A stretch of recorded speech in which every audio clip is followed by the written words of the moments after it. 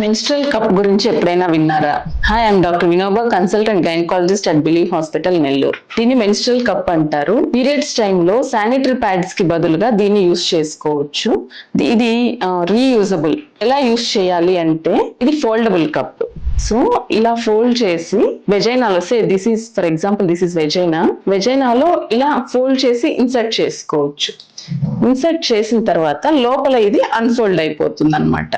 Unfold అయిపోయి ఇక్కడ period blood అనేది కలెక్ట్ అవుతూ ఉంటుంది. వన్స్ ఇది కప్ ఫిల్ అయిపోయిన తర్వాత ఆల్మోస్ట్ 8 hours అట్లా గ్యాప్ తో ఈ పీరియడ్ బ్లడ్ అంతా కలెక్ట్ అయిపోయిన తర్వాత కింద నుంచి ఇలా ఉంది కదా, కింద నుంచి దీన్ని పట్టి రిమూవ్ చేసేసుకొని బ్లడ్ డిస్కార్డ్ చేసేసి ప్రాపర్ గా స్టెరిలైజ్ చేసుకొని నెక్స్ట్ చేంజ్ చేసుకున్నప్పుడు నెక్స్ట్ మళ్ళీ ఇది రీయూజ్ చేసుకోవచ్చు అనమాట.